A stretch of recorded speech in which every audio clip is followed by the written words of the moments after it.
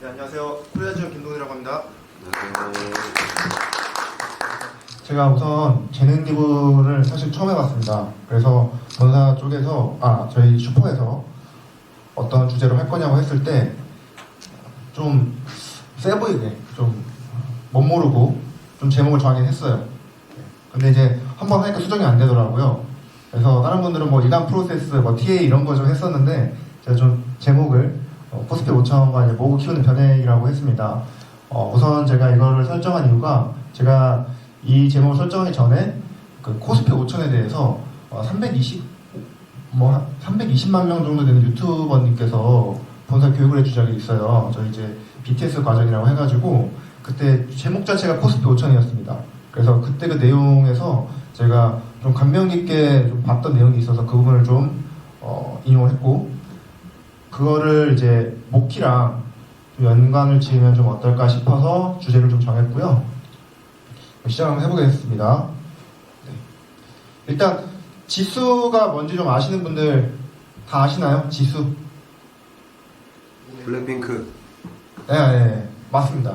네, 저는 이제 그쪽보다 이제 다른 쪽 지수를 좀 더 많이 알고 있는데, 지수라는 거는 이제 특정 주식 시장 또는 특정 분야의 움직임을 대표하는 지수라고 보시면 돼요. 한국장 같은 경우가 이제 코스피가 있고, 한 개 더 뭐 있죠? 나스닥. 한국의 지수. 코스닥. 네, 코스닥 있죠. 네, 그리고 미국 같은 경우가 S&P 500을 가장 많이 아실 거고, 나스닥. 그리고 이제 문제 한번 낼 건데, 미국 반도체 지수는 뭘까요? 미국의 반도체 지수가 따로 있습니다. 예를 들면은 S&P 500이 미국에서 가장 큰 500개 기업을 가장 우량한 포함한 지수라고 하고, 나스닥은 기술주 중심의 지수라고 하는데 미국의 반도체 지수가 따로 있습니다. 그리고 실제로 한국 사람들이 가장 많이 가지고 있는 주식 중 하나예요. 필라델피아 반도체 지수라고 있습니다. 그건 기술주가 아니라 진짜 완전히 거의 올인인 상태라 보시면 되고, 한국 사람들이 실제로 최근에 가장 많이 매수한 종목 중 하나입니다. 세배 지수인데 이걸 SOX라고 하거든요. 근데 이제 그거를 이제 사람들은 반도체나 AI는 계속 올라갈 거라고 해가지고 막 세배 지수 사기도 하는데 그걸 SOXL이라고 합니다. 이것도 알아두시면 좋아요. 니케이가 어딜까요? 가건은 어딜까요? 대만. 맞습니다. 호치민. 베트남. 맞습니다. 거기에 딱 느낌 오시죠? 상해는 볼 것도 없죠? 네, 이런 식으로 각 나라의 지수를 어떻게 추정하는 게 또 어떻게 보면 변액이랑 연관이 되어 있어서 넣어놨고, 기본적인 그 나라의 지수 정도는 좀 아셔야지 고객님들이랑 말할 때 오늘 나스닥 지수가 어땠다, 뭐 코스피 지수가 어땠다 이렇게 좀 말을 할 수가 있어서 넣어놨습니다. 코스피 5천이라는 말 혹시 들어보신 적 있으실까요? 네. 이거는 이재명 정부가 공약같이 말했었던 말이에요.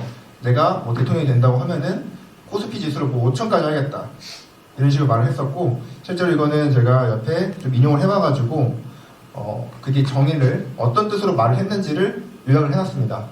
코리아 디스카운트라는 말이 있어요. 이게 어떤 뜻이냐면은 한국 주식이 PER이라는 게 있는데 기업 가치 대비 너무 주식이 낮다, 가치 인정을 안 해준다, 그런 뜻입니다. 한국이 매력적이지 않다, 뭐 이런 뜻이라고 보시면 돼요. 그래서 그 부분들을 어떻게 해지를 하고 나아가서는 이제 활성화를 시키자는 게 코스피 5천의 대표적인 취지라 보시면 될 것 같습니다. 그거를 위한 이제 의미와 어떻게 보면 달성을 위한 조건 같은 경우도 이런 식으로 명확히 제시를 했었어요. 그래서 실제로는 대통령님이 되고 나서 주식은 매일매일이 신고점을 찍고 있어요. 코스피 역사상 전례 없는 수치입니다. 실제로 모키를 이제 수익률을 비교해봐도 요즘에 코스피가 워낙 올라가지고 미국 주식보다 수익률이 더 좋아요. 코스피가 최근 1년 정도의 수익률이 한 50% 정도라고 보시면 되는데 미국은 17%? 이 정도밖에 안 됩니다. 한마디로 최근 1년 가까이는 여러분들이 가지고 있는 라이프 인베스트나 뭐 모키, 한국 주식에만 넣어놓으신 분들도 수익이 꽤 많이 났을 거예요. 그래서 왜 투자를 해야 될까를 저 또 넣어놨는데, 이거는 제가 최근 교육 때 봐왔던 자료입니다.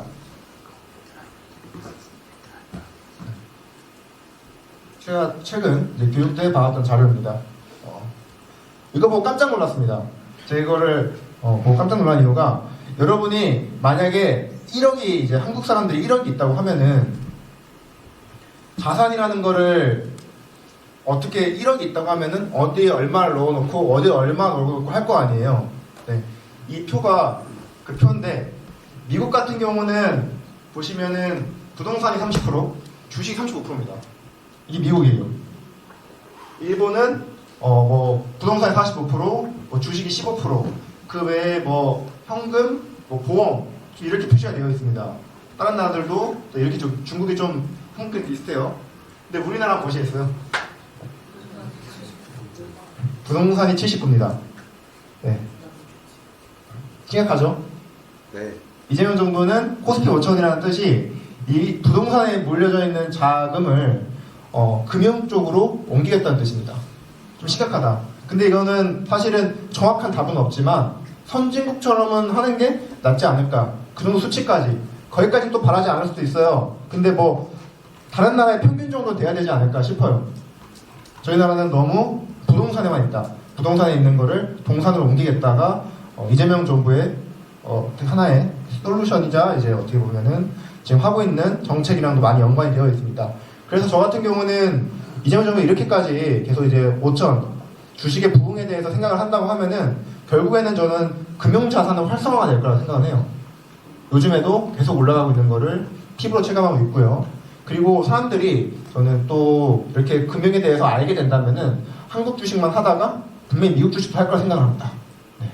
그거는 어쩔 수 없는 이제 순리 같은 거예요. 내가 어떠한 옷에 브랜드에 관심이 있어서 그걸 샀는데 그러면은 내가 그거에 관심이 생기면은 더 좋은 브랜드를 사고 싶어지는 느낌처럼 저는 그렇기 때문에 코스피 5천이 이제 활성화된다고 하면은 자연스럽게 미국 주식 쪽도 사람들이 알게 되고 그 결과는 이제 금융에 대해서 어른들이나 뭐 아이들 뭐 너는 할 것 없이 많이 좀 인식이 좋아질 거다 뭐 이런 얘기를 좀 하고 싶었습니다. 근데 좀 비율 보셔도 충격적이긴 하죠 저희 나라가 79%. 적어요. 보험이 좀 적긴 하죠. 네. 미국이 제일 약간 황금 비율 아닌가요, 미국이? 네. 저 보고선 자산이 만약에 10억 정도 있다면 이 정도 비율로 하면 자산 포트폴리오를 좀 구성하면 어떨까 싶어요. 네. 중국은 저희 나라 약간 저희 나라랑 비슷하죠, 중국은? 잠시만요. 제가 봤을 때 그래서 한국은 한 일본 정도에서 한 영국, 뭐 대만 정도까지는 가는 걸 목적으로 하지 않을까 싶습니다. 그래서 제가 이제 미국이 왜 또 우상향이 하는지를 또 적어놨는데 미국이 이제 계속 오른다. 이제 주식이나 이제 목회 같은 걸 설명할 때 미국은 너무 많이 오르지 않았느냐, 지금 고점 아니느냐 막 이렇게 말을 하는데 미국은 그렇게 100년간을 계속 그런 의구심을 받으면서 올라왔다고 하더라고요. 지금이 고점이다. 이제 이건 버블이다. 막 이런 의구심을 받으면서 올라갔다고 하는데 미국이 장기적으로 우상향할 수밖에 없는 이유가 또 있습니다. 그 이유 같은 경우가 이제 그나마 지속적인 실적 개선이고요. 혹시 여기 매그니피센트 7이라고 하는 게 무슨 뜻인지 아시는 분 있나요? 7개. 7개. 회장님 기억. 뭐 있을까요? 제가 그 사진 넣어놨는데. 네, 사진 넣어놨는데. 네, 실제로 이런 식으로 ETF도 상장이 되어 있습니다. 네. 요즘에는 좀 더 다양하게 좀 9개로 불리기도 하고요. 그렇습니다. 뭐 AMD나 뭐 브로드컴 이런 것들도 포함이 됐어요. 근데 이제 매그니피센트로만 되어 있는 또 주식도 있고요. 네. 그리고 혁신 친화적인 생태계 이제 환경이라고 있는데 이게 미국 같은 경우가 미국에서 모든 어떻게 보면 신기술이라고 할까요? 그런 것들이 시작되더라고요. 2021년에는 뭐가 부흥했었죠? 코로나 때? 제약? 마스크. 21년에는 테슬라가 엄청나게 주가가 엄청 올랐었습니다. 그때 막 일론 머스크가 막 화성까지 간다고 해가지고 우주 기업도 엄청 뜨고요. 막 그랬었고 2023년 이때는 뭐가 떴을까요? 엔비디아가 엄청나게 떴습니다. 네. 그게 이제 비트코인이랑 AI 그쪽 관련해가지고 시작을 스타트를 끊었고 지금은 뭘까요?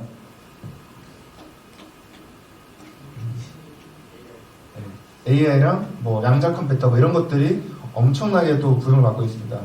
샘 올트만이라고 해서 오픈 AI의 어떻게 보면 아버지라 불리시는 분이 있는데 그분 같은 경우가 엄청난 투자를 하고 AI 데이터 센터를 짓는다 이렇게 해가지고 미국 주식 같은 경우도 최근에 계속해서 잘 좋다고 보시면 될 것 같아요. 그러니까 선도적인 혁신 분야 같은 경우가 전부 다 미국에서 시작되고 있어요. 한국에서 뭔가 시작하는 거는 다른 나라에서 한 거 같은 경우 혹시 보신 적이 있나요? 별로 없을 겁니다. 대부분 미국에서 이렇게 스타트를 하고 다른 나라에서 후발주자 축으로 보완을 한다던가 좀 이런 식으로 시작되는 편입니다. 그리고 미국 같은 경우가 풍부한 유동성 및 자금 유입이라고 말씀드린 이유가 저희가 퇴직연금 같은 걸 준비를 하잖아요. DB형, DC형 같은 경우가 있는데 미국 같은 경우는 90%가 다 주식입니다. 네, 다 주식을 운영을 해요. 그러니까 이거 자금 자체를 주식을 할 수밖에 없어요. 습관이에요. 루틴이고. 저희 나라는 돈 있으면 뭐 은행에 넣었던 게 루틴이었죠. 이제 그걸 이제 바꾸겠다는 거라고 또 보시면 될 것 같고. 강력한 기축통화, 이제 경제 기회라 보시면 될 것 같아요. 세계 1위입니다. 얘네도 좋은 게 세계 1위다 보니까 돈에 대해서 좀 약간 프리미엄이 많이 붙는 것 같아요. 뭐 돈을 얼마나 찍어낸다고 해도 그게 뭐 같이 절삭이 되거나 그런 부분에서 상당히 좀 자유롭습니다. 그런데 다른 나라 돈 찍으면 어떻게 되죠?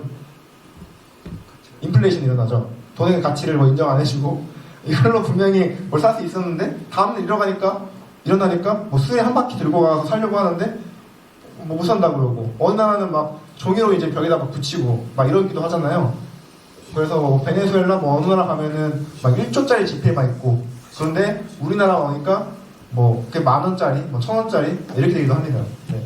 근데 이 미국의 기축통화라는 이 강력한 지위가 또 이제 미국 주식으로 자금이 유입되고 하는데 좀 큰 역할을 한다고 봐요. 여기서 좀 더 얘기를 들어간다고 하면은 예전에 초창기 때는 미국에서 달러를 금으로 1대1 맞교환을 해준다는 그런 법이 있었어요. 그래서 미국의 달러의 가치가 엄청 높아졌고 1900년대 초반입니다. 두 번째로는 금 말고 금으로 하니까 이게 뭔가 문제가 있었나 봐요. 두 번째로 바꾼 게 석유입니다. 석유로 바꿀 수 있다. 그래서 미국에서만 석유로 바꿀 수 있다고 해서 그런 얘기가 있었고 최근에는 또 트럼프가 2025년에는 미국 달러랑 미국 채권을 가지고 있어야지만 바꿔줄 수 있는 게 생겼어요. 그게 뭘까요?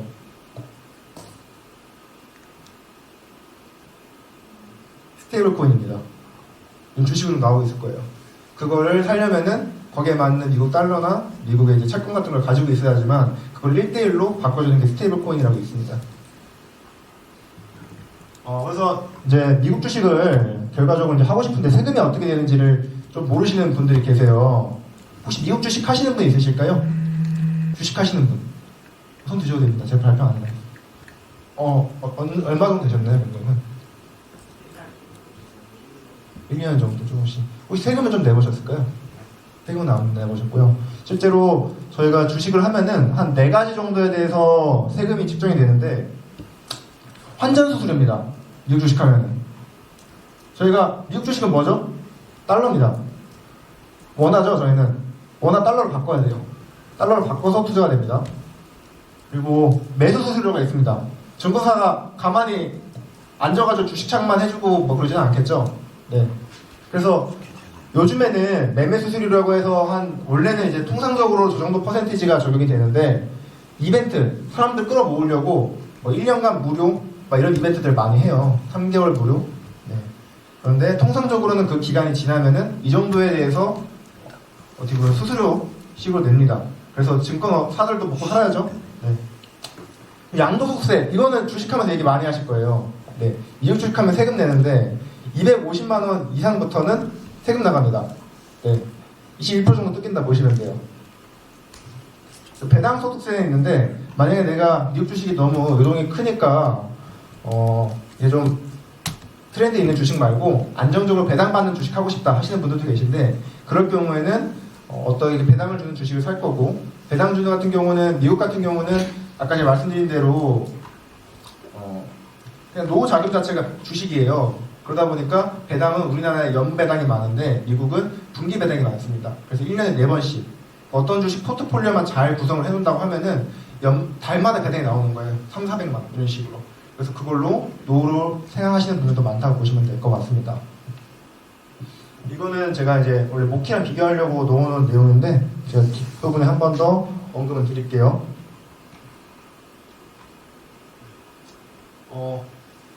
생각보다 빨리 제가 진도가 나오고 있네요.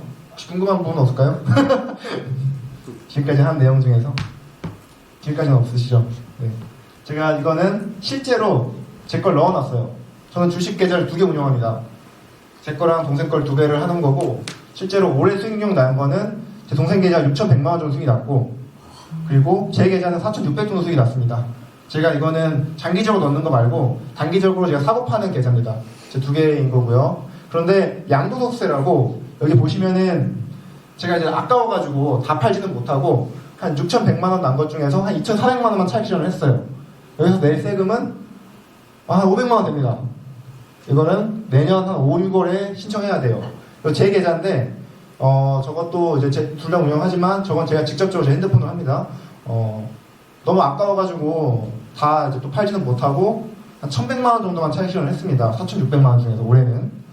그래서 낼 세금만 200 정도 된다 보시면 될 것 같아요. 이런 식으로 앞부분에 있는 양도소득세는 매겨집니다. 근데 양도소득세 매기기 전에 이 윗부분에 있는 환전수수료랑 매매수수료는 또 차감된 금액이에요. 네. 최종적으로는 한 이 정도 된다 보시면 됩니다. 저 같은 경우 어떻게 보면 소액은 이 정도인데 금액이 더 커진다고 해서 막 1억, 2억씩 낸다고 하시면은 이거 생각보다 배 아프거든요. 실제로 그 6월, 5월에 내야 되는 그 시점이 오면은 네. 현금도 필요하고 그렇다고 내가 주식을 일부 또 차익 실현하면은 어떻게 보면 악순환처럼 내년 또 내면 돼요. 이렇게 네. 그런 좀 절차 내는 거라서 제가 올해 정도만 봤습니다. 네. 올해 정도만 보니까 양도소득세는 좀 이렇게 잡혀있다 정도 보시면 될 것 같아요. 그래서 이걸 또 이렇게 보여줄 수가 있는 거죠. 비과세 요건. 네. 보험의 좋은 점이 뭐죠? 항상 말하는 거. 비과세. 비과세입니다. 네. 세금이 없어요. 근데 그 비과세를 통해서 미국 주식이나 이런 걸 할 수가 있는 거죠. 네. 그 기준 자체에서 제일 어려운 부분이 하나 있는데 만약에 내가 이때 비과세 한도를 다 채웠어요. 비과세 한도를 다 채웠어요. 이때. 그럼 이때는 비과세 한도를 더 채울 수 없는 걸까요? 있을까요? 없을까요? 되게 중요한 부분입니다. 만약에 내가 상담을 나갔어요. 비과세 요건 이런 걸 다 말을 했는데 이미 앞전에 150만 원씩 납부한 게 있고 1억씩 이시납한 게 있어요. 그럼 또 다시 지원하려면 헷갈릴 수가 있습니다. 이미 한도가 찼는데 내가 할 수가 있나? 준비해줄 수가 있나? 고민될 수 있겠죠. 설계사가 할 수 있을까요? 없을까요? 있습니다. 각각입니다. 그래서 만약에 앞부분에 이분이 이미 비과세 요건을 다 충족을 시켰어도 2017년 이후에는 다시 준비할 수가 있습니다. 이게 되게 중요한 포인트라 가지고 만약에 상담을 나갔을 때 이미 비과세 요건을 이 앞전에 2013년, 2016년 다 준비했었더라도 저희 쪽 통해 가지고 비과세 통장 이런 거를 만들어줄 수가 있습니다. 그 외에는 이제 아시다시피 보장성은 별도입니다. 별도로 무제한 비과세가 돼요. 이거는 저축성, 투자성만 말씀드리는 겁니다. 그래서 두 번째 장에는 실제로 제가 동생 계좌로 150만 원을 전 목기를 많이 하긴 하는데 동생 계좌로 이제 150만 원 넣는 게 있어요. 풀로. 그거는 이제 고객 보여주기용으로 건드리지는 않고 있어요. 네. 옛날 주식 같은 것들 비교하려고 하는 것도 있고 비과세 세금 이런 것들도 얘기하려고 가지고 있는 게 있는데 가지고 있는 거는 동생 거로 150만 원 그리고 예신하고 5천만 원입니다. 그럼 보여드릴게요. 혹시 목회하고 계신 분들 좀 있으실까요? 얼마 정도 하고 계실까요? 70만 원? 35만 원. 기간은 좀 되셨나요? 기간은 좀 아직 안 되셨고 35만 원 정도. 저는 사실 목회는 한 500만 원 나가는 것 같긴 한데 목회로만 이때 동생 겁니다.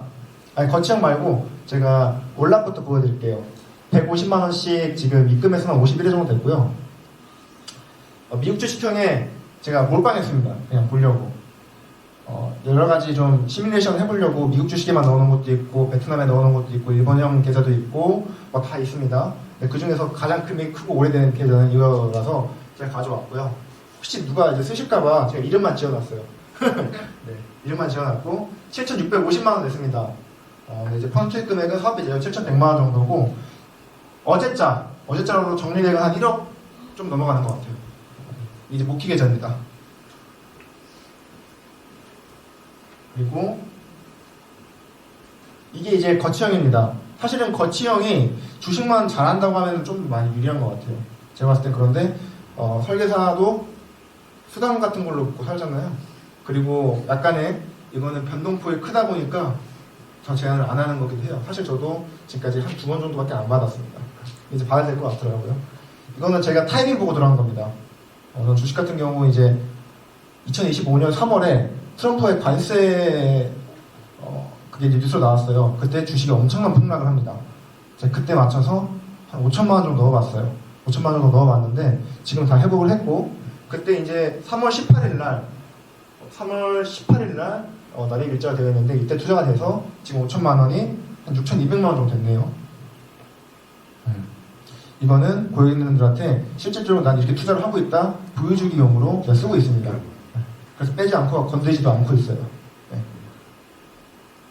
혹시 뭐 펀드 라인업은 또 어떻게 구성하시는지 또 궁금하신 분 있나요? 네. 어떤 게 좀 궁금하실까요? 여러 가지 하신다면 미국 말고. 아, 미국 말고요? 아, 그거는 제가 다음에 자료를 준비하고 있겠습니다.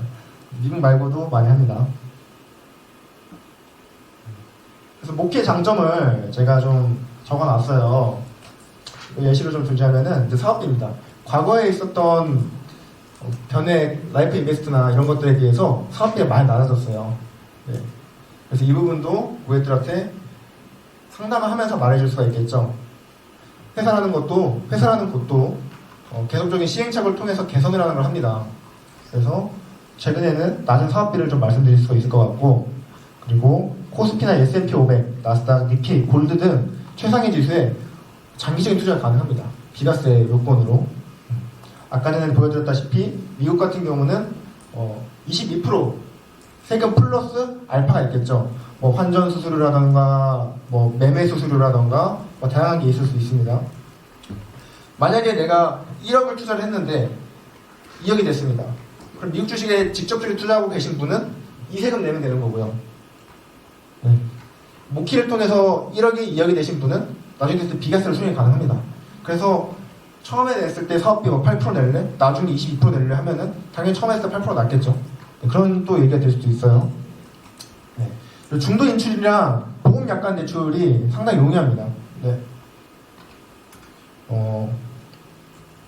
모키의 또 장점이, 저는 만약에 돈을 납부하고 있다가 목돈이 필요해요. 그래서 중간에 좀 인출을 합니다. 차익 실현, 부분 차익 실현이죠. 근데 개인으로 아까 전에 제가 그 세금 내는 거 보여드렸잖아요. 인출하지 않고 그거를 부분 차익 실현하고 다른 주식을 샀어요. 그 행위만으로도 계좌에서 인출을 하지 않아도 세금을 내야 됩니다. 네. 그런데 모키 같은 경우는 내가 인출을 했다고 해도 그 계좌만 가지고 있으면은 나중에 됐을 때 비과세가 됩니다. 혹시 이 말이 어떤 뜻인지 이해 가시나요? 이 모키라는 계좌 안에서는 내가 어떤 사고 파는 행위에 대해서는 절대 세금을 내지 않는다는 뜻입니다. 근데 미국 주식에서는 내가 NVIDIA를 가지고 있어서 1,000만 원에 샀는데 2,000만 원이 됐어요. 너무 많이 올랐죠? 그래서 반만 팔았습니다. 그리고 그걸로 뭐 테슬라나 뭐 메타 이런 것들을 사요. 돈은 똑같죠? 돈은 똑같은데 거기서 차익 실현을 한 거예요. 네. 그 세금을 내야 된다. 그런데 모키 같은 경우는 내가 S&P 500에 넣어놨다가 수익이 뭐 50% 났어요. 그래서 부분 차익 실현해서 그걸 좀 팔아서 코스피에 넣었습니다. 그렇다고 세금을 내지 않는다는 거예요. 네.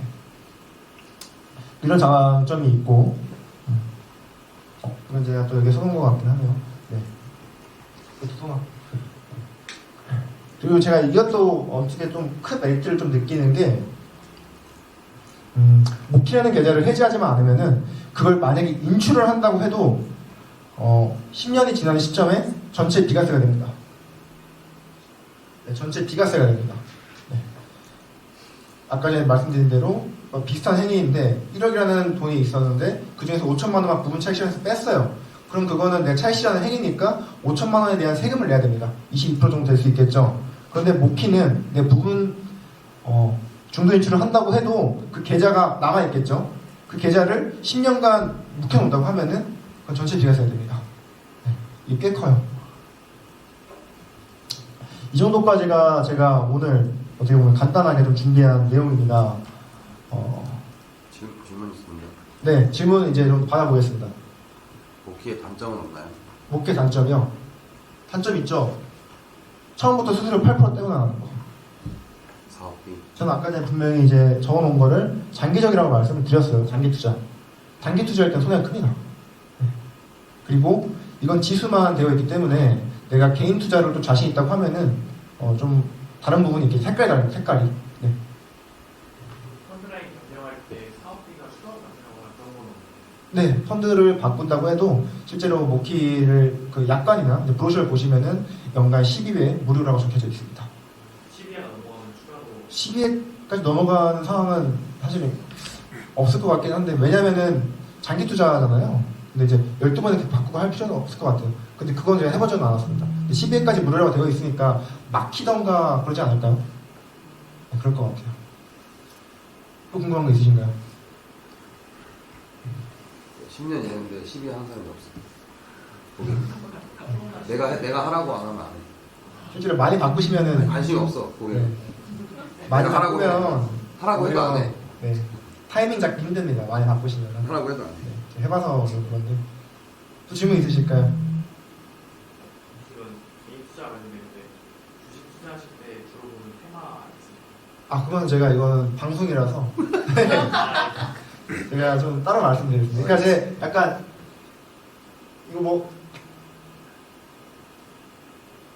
소스 좀 주세요. 포트폴리오를 보고 싶으신 거죠? 예. 알겠습니다. 제가 좀 이따 보여드리겠습니다. 이거는 사실은 저는 투자를 워낙 좋아해가지고 사실 이 회사 자체도 투자 회사인 줄 알고 처음에 들어왔었고요. 네.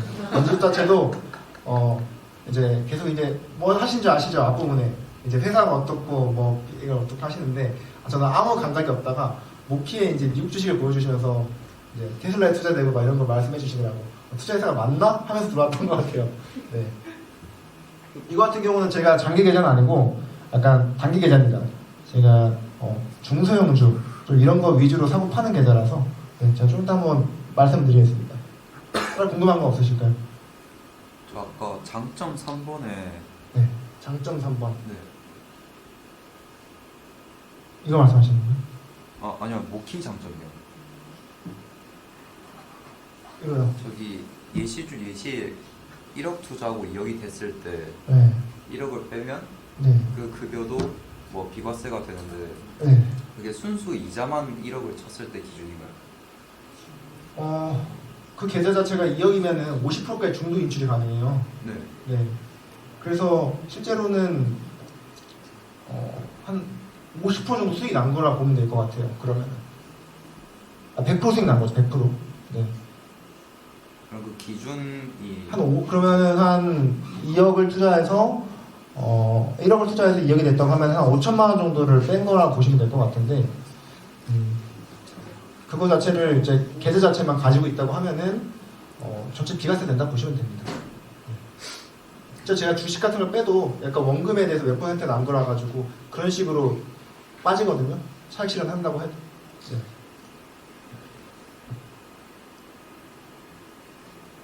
이건 제가 생각한 장점이라서 추가적으로 생각하신 장점들이 또 있을 수도 있어요. 제 개인적인 그냥 생각이라 가지고 참고만 하시면 될 것 같아요. 이런 식으로 활용이 가능하다. 네. 그 저번에 만났던 분들 중에 이제 다른 회사도 이렇게 가지고 비슷한 거를 다른 기사 가지고 있었는데 총 납입 기간이 60개월인데 그 중에 54개월을 이미 납부를 한 상태인데 네. 60개월을 채웠을 때 뭐 혜택이나 아니면 뭐 완납을 했을 때 그게 있을 수 있어요. 완납 보험이라는 거는 완납한 거랑 완납 안 했을 때 차이가 크잖아요. 특히 보장성 상품 같은 경우, 그때 그걸 완납하고 해지하던가 완납 안 하고 해지했을 때 그 사업비 차이, 그게 클 수가 있습니다. 네. 펀드 라인업 이런 건 변경은 안 되고요. 만약에 저도 가지고 있었던 이 계좌들 있잖아요. 이걸 지금 뺀다고 하면은 특히 이거 거치형 말고 이 적립식 계좌 같은 경우는 회사에 내는 추가적인 세금이 있습니다. 시점마다 다른데 제가 알기로는 1년 있다가 해지하면 한 10 몇 프로고 2년 있다가 해지하면은 뭐 8%, 막 9% 뭐 이런 걸 추가적으로 내야 되는 돈이 있어요.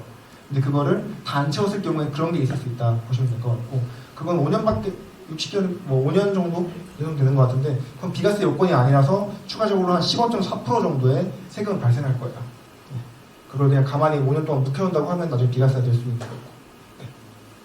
부연 설명을 해주면 일단 만약에 수익이 났으면 수익이 난 부분에 대한 이자 소득세는 떼는 게 맞는 거고 플러스 알파로 지금 사업비 얘기를 하는데 그게 이제 정확히 얘기하면 그 저축성 상품을 반납을 하기 전에 중도에 해지하면 해지공제 비용이라는 걸 회사에서 가요. 그러니까 위약금 비슷하게. 그러니까 그걸 빼고 해야 상품이 나가는 거라서 이자 소득세랑 그걸 다 빼고 그걸 빼고 나갔는데 이제 초기에 5년까지는 그러니까 만약 10년 기준으로 했을 때 7년까지는 해지공제 비용이 되게 세요. 7년 이후에 이제 해지공제 비용이 거의 없어지는 거예요.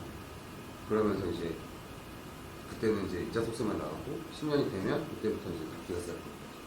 10년 이후에는 해지공제 비용 우리 목표 상품은 아마 네. 7년 이후에 해지공제 비용 5년짜리 같아가지고 아마 5년이 지나면은 해지공제 비용 없어요. 그 정도 차이라 보시면 될 것 같아요. 만나가 만남 아닌 거의 차이. 키를 제대로 이렇게 가지고 오고 싶으면 남은 4개월치를 여기서 주고 인출을 해가지고 뭐 그렇게 하셔도 되고요. 네. 펀드 라인업을 한번 확인을 해보시는 게 좋은 게 제가 최근에 이제 의사 선생님 만나서 이제 매트라이프 가지고 계셔가지고 펀드 라인업 다 비교해가지고 제안을 드렸는데 매트라이프에 있는 그 펀드 라인업이 2003년 상품이었거든요.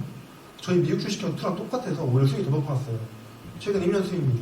그래서 근데 어떤 상품들은 뭐 라이프 인베스트 같은 경우는 뭐 안정성형 이런 식으로밖에 없어요. 그래서 펀드 라인업 되게 안 좋은 상품도 있는데 펀드 라인업 되게 좋은 상품도 있습니다. 그거 괜히 해지했다가는 욕먹을 수도 있는 거라서 아마 채권 의무 비중이라는 게 들어가는 상품 같고요. 네.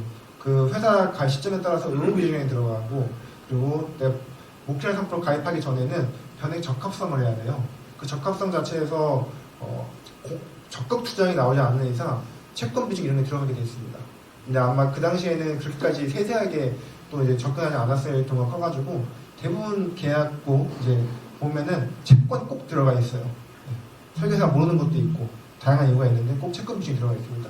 그래서 그런 것도 어떻게 보면 접근 포인트가 될 수도 있을 것 같아요. 네. 이것도 좀 부연 설명해주자면 변액 상품이 우리 회사가 지금 목키가 나온 이후부터는 좋아졌는데 그래도 사업비도 많이 점점 낮아졌고 펀드 라인업을 우리 회사의 장점은 그거야. 목키 장점은 펀드 라인업이 신규 추가가 돼서 업데이트가 계속 되는 게 좀 하나의 또 장점이라고 할 수 있는데 타사는 우리보다 좀 더 이런 목키 같은 상품이 나온 회사들이 몇 개 있어. 아까 말했던 네로 시작한 이 방송이니까 다 말하면 안 될 수도 있어서 네로 시작한 회사랑 그다음에 P로 시작한 회사가 있어요. 그러면 그 P로 시작한 회사는 지금 딴 데 합병이 됐을 거야. 거기랑 K, B는 아니고 D 이렇게 시작한 KD 이렇게 되는 회사가 있어요. 그 세 가지 회사는 그리고 세 가지 회사는 그러니까 네랑 P는 외국계 기업이라서 우리 ING 때랑 똑같이 외국계 기업이라서 아마 이런 투자 쪽이나 이런 변액 쪽에 펀드 라인업이나 이런 것도 되게 괜찮아. 그래서 옛날 상품을 보더라도 우리가 라이프 인베스트 이런 거 판매할 때 걔네는 그거보다 훨씬 더 좋은 변액 라인업을 가지고 있을 수도 있으니까 그거는 이제 그 회사 공시지에 들어가서 어떤 식으로 구성되어 있는지 한 번씩 보고 접근하는 게 더 효과적일 것 같아요. 네, 또 이제 궁금하신 부분이 있을까요? 네. 그 이자 중도 인출 가능해서 네. 1억 투자하고 이제 2억이 되었을 때 1억을 중도 인출을 할 때 비과세 조건만 채우면 비과세라고 하시죠. 나중에 됐을 때. 그러면 그 2억 됐을 때 중도에도 인출 수수료는 없어. 중도 인출 수수료 없어. 그 비과세가 세금을 안 내는 거라고 하죠. 네, 세금이 없는 겁니다. 그러면 그 원래 5월달에 종소세 신고할 때 그 만약 250만 원 넘어가게 되면 22%에 대한 개인 투자 말씀하시는 것 같은데요. 네네 그런 것도 없어지는 거예요. 네네네. 그리고 실제로 미국 주식 같은 경우는 별도입니다. 별도로 아까 22%낸 거 있잖아요. 따로 제가 또 신고를 해야 돼요. 따로 신고를 해요? 네. 공소세 외에 또 따로 신고합니다. 네. 궁금한 거 있을까요? 네네. 해주시죠. 지금 그 우드 선물 투자형 같은 경우에는 그 3년을 봤을 때 그 네. 2년 사이에 갑자기 올라가지고 좀 좋은 것처럼 보이는데 지금 같은 경우에는 이게 좋은 게 맞나요? 제가 이거를 자료 있잖아요. 이 자료 했을 때 몇 가지 재밌는 질문들이 있었어요. 본사 갔는데 그중 하나가 지금 이제 암호화폐 관련된 주식이 이렇게 많은데 양자 컴퓨터가 이렇게 발전되면은 거기는 블록체인 다 뚫어버릴 수 있는 거 아니냐 이런 질문이 있었고 그러면 이게 화폐 가치가 없어지는 거 아니냐 가치가 있었고 지금 골드가 많이 올랐는데 투자를 해야 되나 말아야 되나 근데 그분은 이렇게 말하더라고요. 자신의 어떻게 포트폴리오를 더 빛날 수 있도록 이렇게 말을 하더라고요. 그 말 뜻은 더 골드 쪽 비중은 가져가도 된다는 뜻이더라고요. 자신의 포트폴리오를 더 빛날 수 있도록. 제가 이거는 뭐 개인마다의 시점에 이제 관점이 달라가지고 제가 뭐 정확히 말씀드릴 수는 없지만 저는 그래서 제 포트폴리오 상에는 금이 너무 많이 오른 것 같아서 저는 채굴 쪽을 좀 넣어놓긴 했습니다. 금 채굴. 네. 저는 그리고 비트코인이 오른다고 하면은 저는 그쪽 거래소 주식을 사고요. 좀 더 약간 안정적인 좀 그런 쪽으로 삽니다. 네. 직접적 투자보다는 그런 쪽으로 선호합니다. 네. 그렇게 말을 하더라고요. 지금 금값이 올라서 그렇지 예전에 금값 20만 원대 한 돈에 20만 원대도 사람들이 비싸다고 안 샀고 30만 원대도 그때도 비싸다고 안 샀어. 똑같아. 제가 그리고 지금 하는 거 똑같아. 궁금해서 1900년대에 금을 샀는데 지금 됐을 때 금값이 얼마나 올랐냐를 한번 그 AI한테 물어본 적이 있어요. AI가 1900년대 그때는 한 금을 몇 그램으로 표시했는지 모르겠지만 24로 표시했었고요. 금 가격을. 그리고 최근에 한 3천 몇으로 표시하더라고요. 또 충격적이었던 거는 그게 복리로 5, 6%밖에 안 돼요. 그렇지. 네, 그렇다고 하더라고요. AI한테 물어보니까 그렇게 답변이 나왔습니다. 24가 3천 몇이 됐는데 그 기간 동안 또 그거를 복리로 계산하면은 5, 6% 정도밖에 되지는 않는다고 합니다. 네. 근데 그 기간에 나스닥이나 S&P 500은 더 많이 올랐습니다. 이제 그러면은 질문 따로 없으실까요? 네. 그럼 오늘은 여기까지 하고 마치도록 하겠습니다. 감사합니다.